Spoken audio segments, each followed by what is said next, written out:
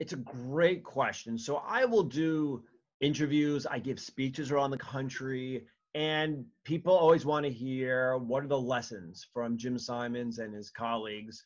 What can I learn from it? And also from, like you said, from all my books, I write about success stories to a large extent.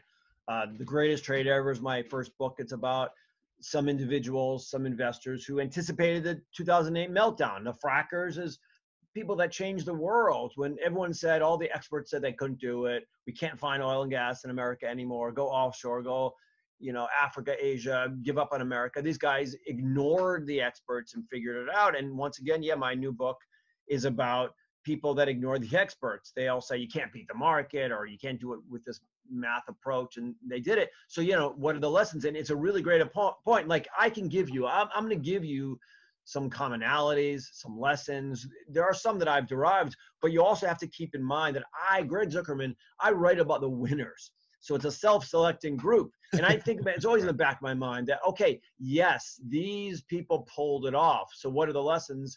Okay, let's look for what are the lessons. But in the back of your mind, you're like, for every Jim Simons, there are 10 other math geniuses who couldn't figure it out. Right. So so part of it is Jim Simons has some unique attributes. I'm going to get into them for a second. But before I do, yes, you have to acknowledge there's good luck involved. You need good fortune. You need all that. You need health.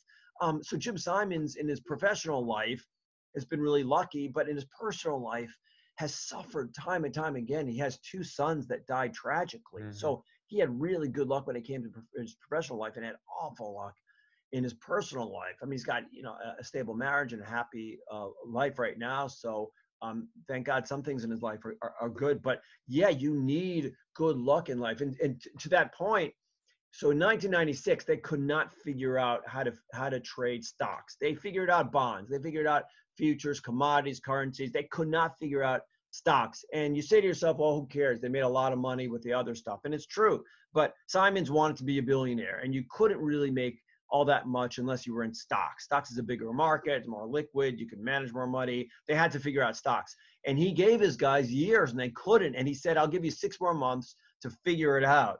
And they still couldn't. So he almost pulled the plug and it wouldn't have worked. And he'd go down into history as, a good investor, but not like he is today, the most successful modern finance. And then lo and behold, they found a glitch. They had messed something up.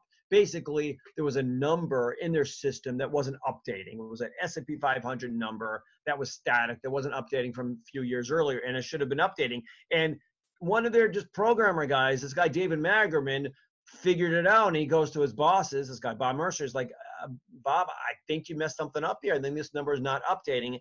And Magerman was right, and Mercer, to his credit, didn't blow him off, didn't say, oh, pipe down there, Junior. So had this guy Magerman not figured out this glitch, yeah, maybe they wouldn't have figured it all out. They would have made all these billions and billions. I mean, Jim Simons is worth $25 billion today. So that goes to your point that you need the good luck too. But there are some lessons, I think. So Simons, he can do both sides. He's got like both talents, both sides of the brain. He's a mathematician. He's a super smart guy, but he also understands people. He understands how to motivate people, how to hire people. And I think they do motivate and hire and work together in a very unique way. So I think there's a lesson there too.